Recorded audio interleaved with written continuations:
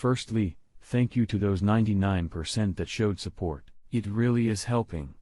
For those others that blamed me, well, I have no doubt that you have your own issues to deal with.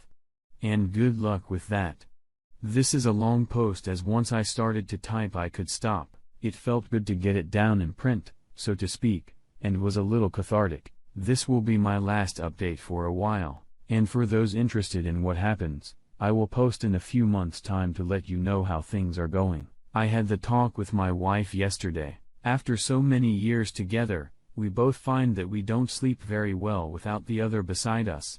It's been like for decades. Well, last night was first night that I had a very good night's sleep without her there. She came around home and walked through the door. She looked terrible, lack of sleep, guilty, scared and red-eyed. Normally, my heart would break, and I would make her feel better. But not this time. I was sitting at the table and she started to cry again and rushed in for hub, blubbering she fucked up and is so sorry, etc. I put my hand up and told her not to touch me and sit down. She sat down. I asked if she wanted a coffee, as I was going to make one, and she accepted. So I made the coffee and went back to the table. Her eyes never left me. She started to speak, but I told her to be quiet and answer my questions and listen. This isn't about her, but me and the marriage. I told her at this point, we were done, she had made her choice. And this is about making mine. I had already made my choice, but I wanted to get some semblance of truth out of her.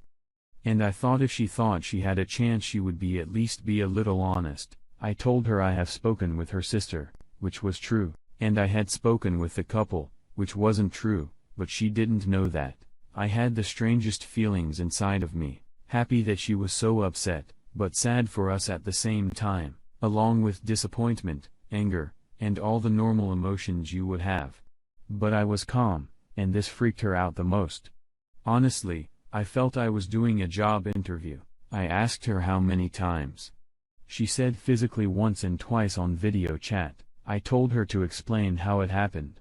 She told me that when they were talking business, it turned to flirting. Then when the wife said it was okay and got involved over a couple of months, it moved on to watching them have sex. She told them that it has always been a fantasy of hers to have sex while the wife watched, and they were all for it. She was crying when she told me this and said it went too far. She knew it was dangerous, which made it more exciting for her. She started to tell me that she felt insecure, but before she could continue, I told her I don't want to hear her bullshit uses and justifications. I had to wait about 5 minutes until she could pull herself together. I even got up and got her tissues. She said they met up as arranged, and after her sisters had left the bar, they went straight to the couple's room. I asked her if she ever intended to tell me, and she said no. It was just a fantasy that she thought she could fulfill and never think about cheating again. I called bullshit and asked if she had cheated over the last 33 years. She said never. I told her that now it didn't matter how many times she cheated, either once or 1,000 times, the result would still be the same. The only one it will hurt if she is lying is our kids and her relationship with them and our grandkids. I told her I don't believe her, but at this point, it's irrelevant. At this, she started to realize I had no intention of working through her infidelity. She begged me to work on our marriage. She would do anything. I could do anything. She would let me have affairs if I stayed.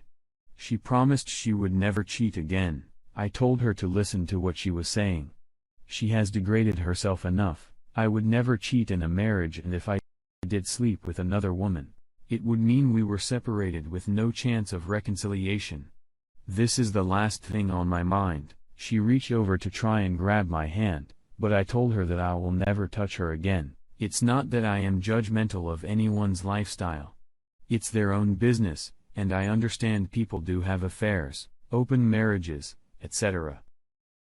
But the point is we didn't. The trust and respect were destroyed when she planned to have another man stick inside her. I have always been a pragmatic man, and I just felt relief. I told her we will make this as easy on us as we can.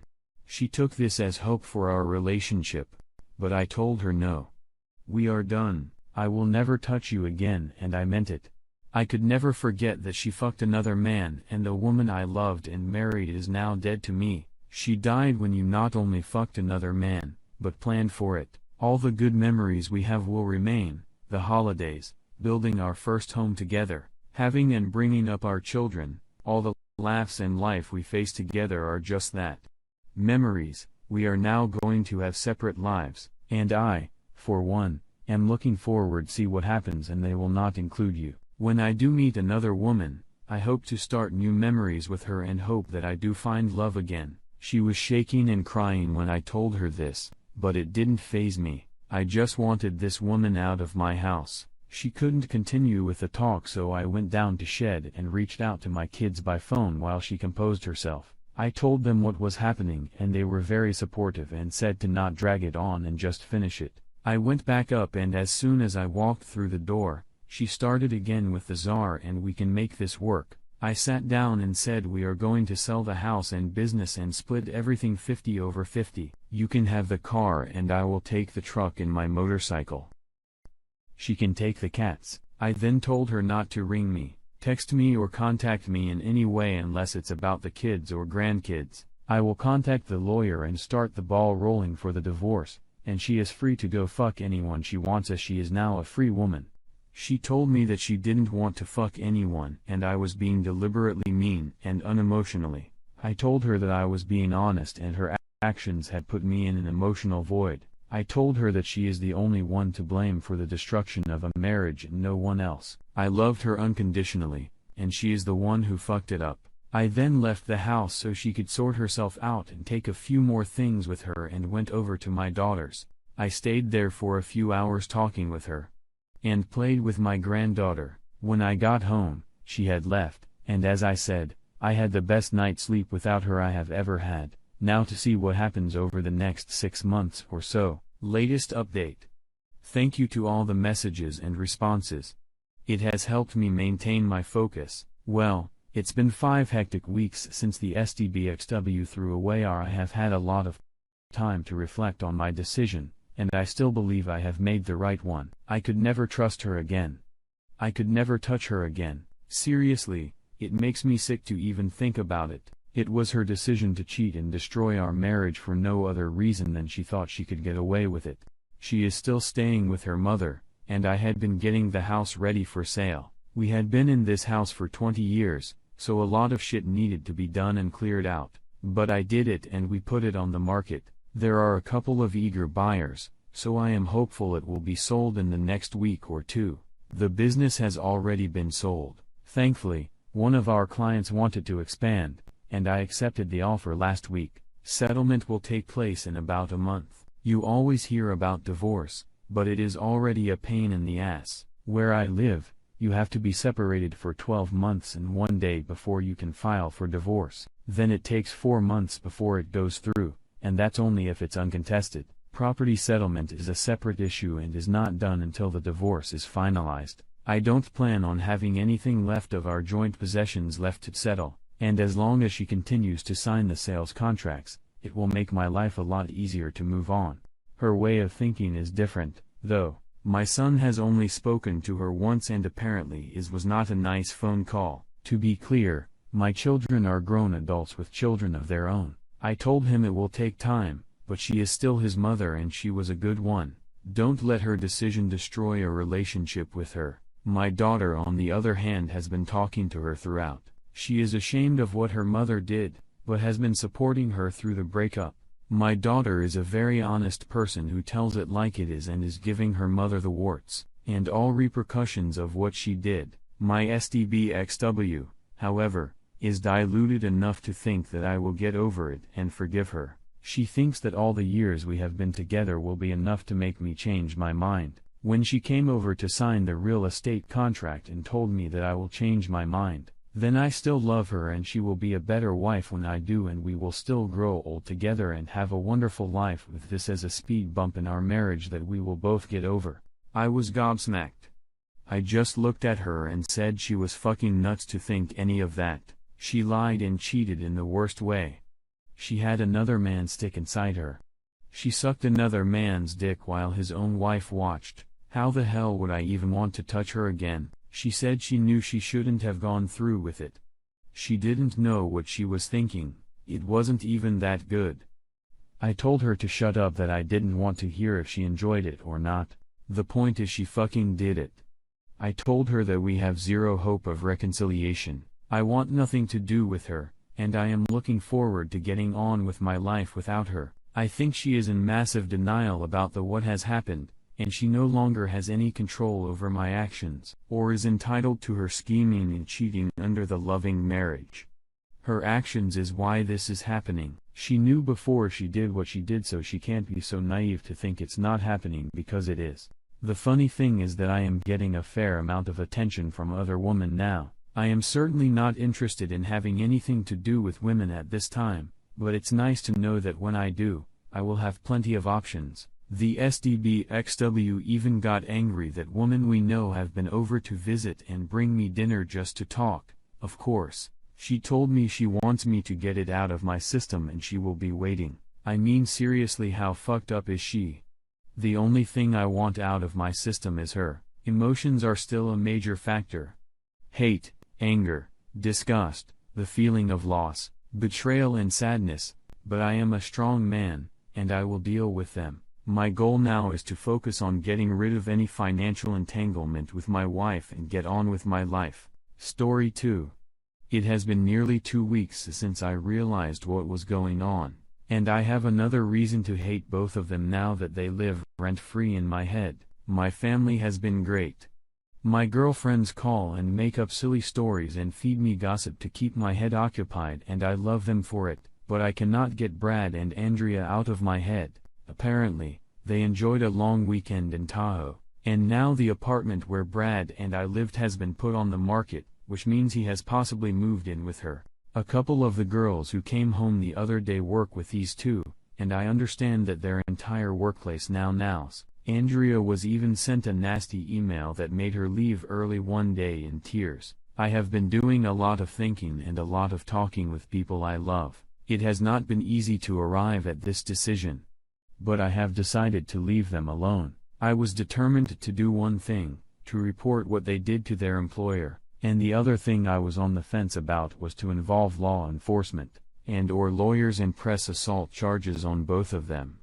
I have now decided to do neither. A lot of you were insistent that I should make them pay for what they did, but I have decided not to. As for why, I do not think they are worth another second of my time. My time is precious, and I will not waste it on these two vermin. They will pay for what they have done, and I will be around to watch. At the very least, I will hear of it. As always, I am thankful for your love and support. I hope you will support me with this decision too. If you do not wish to, I understand. I begin therapy next week, so please wish me luck, and I will give y'all an update when something noteworthy happens. A bit of a summary here. I am Megan F. 28. Brad M. 31 was my fiancé, who cheated with Andrea F. 27, who used to be my best friend since we both were, 12 years old. She is now pregnant, and their wedding date has been fixed. It is about 2 months away. I moved from San Francisco back to my parents' place in a small town in the south, and I am attending therapy while working from home. Andrea's family lives less than a mile away from my parents' home, and they have known us since Adam. Brad is from SoCal. Born and raised. Admittedly, this is a super short summary. So many things have been said, but that paragraph above captures it adequately, I guess. Please read my previous posts if you'd like the dirty details. Both their families had informed me that they would not attend the wedding and that these two people were now dead to them. I made it clear to both families. Do not miss the wedding on my account. If you feel like attending it, please do. I never told them directly or otherwise to miss the wedding. It was a decision that they themselves made. I always thought that though they promised me they would not attend, they would eventually come around because of the baby. After all, nothing tugs on the heartstrings better. And while I would have been initially unhappy that they eventually did attend, I knew I would understand in time. Everything was going well. Till this happened. The alternative was that they would not attend the wedding, but a few months down the road, they would reconcile as the baby would be born by then. I was okay with that too. After all, I do not control these folks. Brad and Andrea tried to reach out to me last week in a desperate flurry of texts and calls from different numbers. By my reckoning, at least 6 different numbers were used. I began blocking them as soon as I knew it was them, but they did get a message across to Andrea's family, who then forwarded the message to me. In it, they called me selfish and vengeful, and that my selfish acts were preventing their families from attending their dream wedding. I was being immature and idiotic and had no right to destroy their special day. They said I was responsible for their families not attending the wedding. Not true. In fact, listen to this, y'all. If I attended their wedding and convinced both families to attend as well, and if they ever had a daughter in the future, they would name her after me. They are expecting a son now. My blood boiled when I read all of that, and now I know what has to be done. I will do everything in my power to ensure that both families do not attend. These 2 insects will be alone that day. They might be able to beg some people to attend and bribe them with catered food, but they will be utterly alone and unwanted by both families. So,